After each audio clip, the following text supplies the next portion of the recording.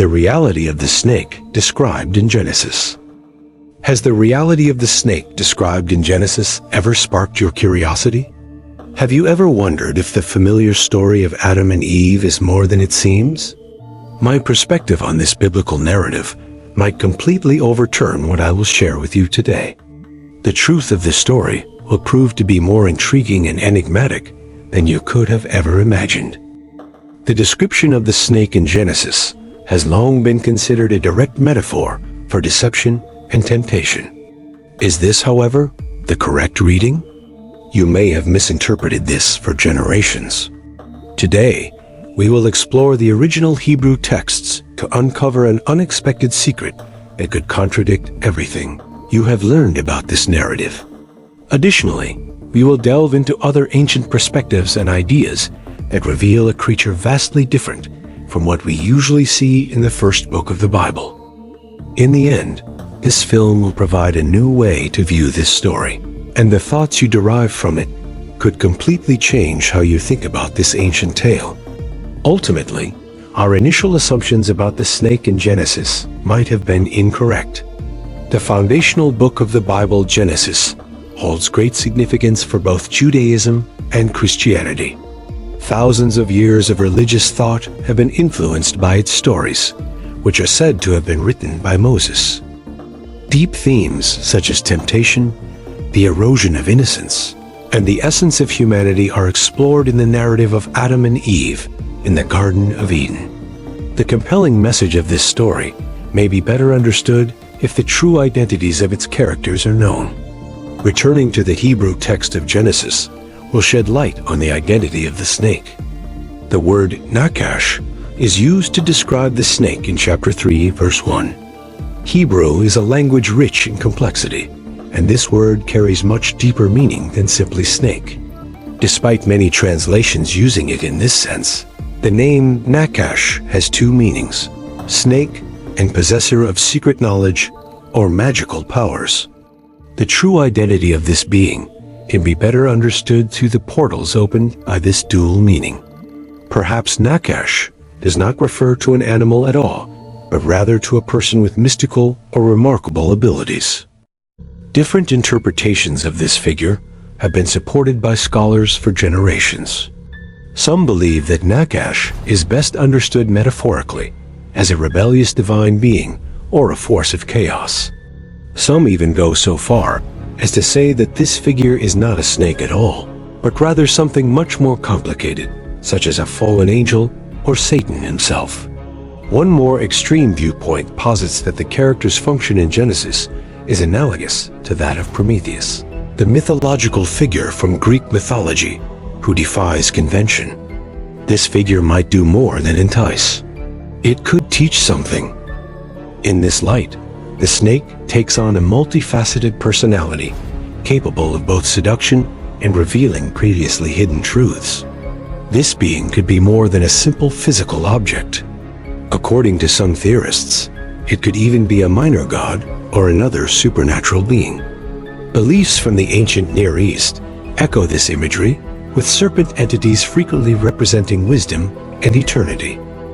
These stories depict serpents not only as cunning, but also as extremely intelligent beings in their own right. For example, the Mesopotamian god Ninzu, associated with the plant life cycle and the underworld, is depicted as having serpent-like characteristics. Similarly, the ancient Egyptian goddess Wajet was associated with strength and protection through her snake emblem. These examples demonstrate that these beings were revered in numerous ancient societies, not merely due to their association with deception. They were also seen as symbols of power and intelligence. Considering the snake in Genesis through a divine lens allows us to perceive it as an individual endowed with profound understanding and an extraordinary relationship with the divine. From this perspective, the whole affair with the temptation of Adam and Eve was more than a simple trick. It showed how sacred knowledge interacts in a complicated manner with free will. For many ancient civilizations, the snake represented both chaos and disorder. This figure in Genesis may represent the powers that threaten the established order of things, testing the limits of human submission. This perspective is also supported by the snake's involvement in challenging the chaos in the Garden of Eden by tempting Adam and Eve to defy God's will. Snakes are often seen as symbols of primordial chaos in several mythic traditions. For instance, in Babylonian mythology, Tiamat, the chaos monster with a serpent or dragon head, represents the unruly powers that the god Marduk must subdue to bring about the creation of the universe.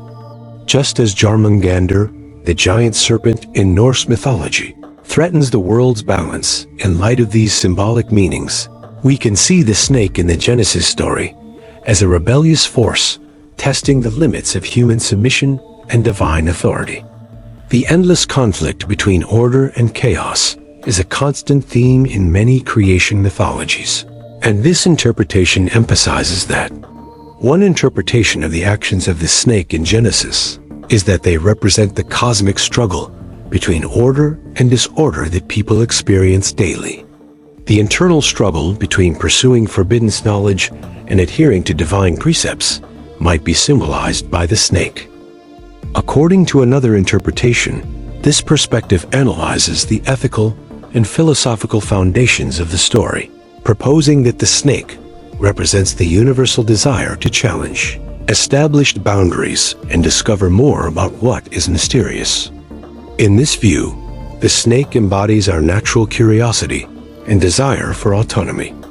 Eating the forbidden fruit becomes more than mere disobedience. It transforms into a powerful statement about the human spirit and its insatiable thirst for knowledge. Thus, the snake becomes a metaphor for the inner struggle we all live with, whether to stick to what has been tried and true, or to venture into the unknown. Many canons, both philosophical and literary, address the subject of forbidden knowledge, which supports this reading. In John Milton's Paradise Lost, Satan tempts Eve in the form of a snake, appealing to her thirst for knowledge and independence. Similar elements of struggle and enlightenment are present in the Greek story of Prometheus, who defies the gods to give humanity fire and knowledge. The entire interpretation of this story is turned on its head when we consider the snake in Genesis as more than just a simple physical animal. Whether viewed as a symbol of disorder or as a defiant creature, this figure embodies a deep and persistent struggle in the human condition.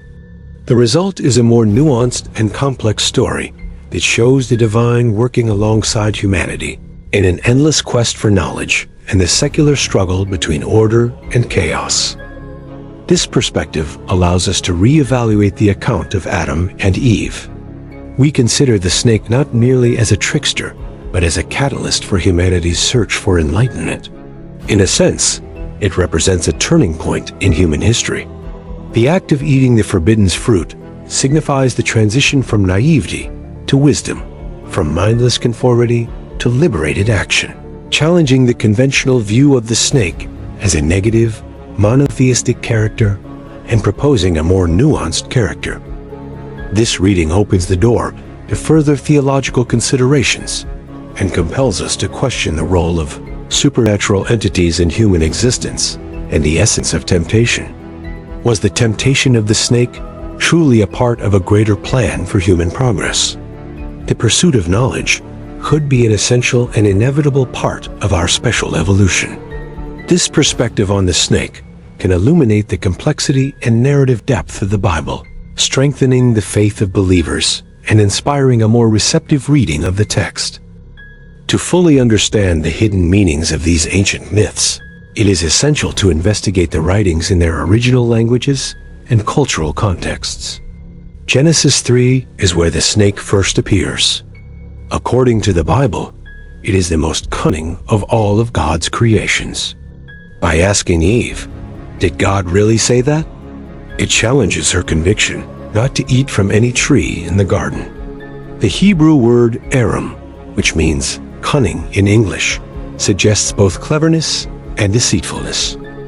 Viewing the snake in a divine or semi-divine light can transform it from a mere cunning trickster into a being blessed with profound wisdom, as its crafty ways reflect a deep understanding of the divine secrets.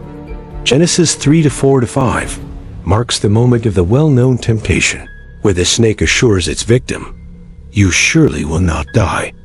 The concept of a defiant entity providing knowledge to humanity is congruent with this assurance of revelation. The snake in this chapter can be interpreted as imploring people to seek knowledge and understanding, even going so far as to question heavenly laws to promote human progress. Prometheus, the giant who betrayed Zeus by giving fire to humanity, was a figure of wisdom and progress in Greek mythology. However, he faced a harsh fate as a result of his defiance. A common thread in many mythologies is the struggle between humanity's desire for knowledge and the authority of the gods, as seen in the stories of Prometheus and the snake in Genesis. In the same vein, the snake in Genesis can be seen as a symbol of unlimited knowledge that drives human progress. Readers are encouraged to approach sacred texts with a more critical mindset, considering this interpretation of the snake to uncover hidden meanings and surprising perspectives. It is necessary to study the historical, linguistic, and cultural context of these ancient texts. A deeper, more attentive spiritual journey can be fostered through this method. A person can develop a deeper and more intimate connection with the Bible when they see the multifaceted individuals and stories woven within it, playing both the roles of tempter and messenger of knowledge. The snake enriches the narrative of Adam and Eve and encourages contemplation of humanity's universal desire to make sense of mysterious things. An excellent illustration of how a narrative can be reinterpreted through careful reading is the story of the snake in Genesis. As I delved deeper into the account of the Garden of Eden and Adam and Eve, I discovered previously unnoticed layers of meaning. This demonstrates how studying ancient texts reveals the complexities and potential truths contained within them, as well as how our understanding of sacred stories can be shaped by differing perspectives. In conclusion, what we have come to see as a simplistic tale about temptation and sin could actually offer a more profound lesson about the quest for wisdom and knowledge, human experience, and the delicate balance between chaos and order. Through this lens, the snake transcends its traditional representation, embodying the multifaceted nature of humanity's relationship with the divine and the ongoing struggle to understand our place in the universe.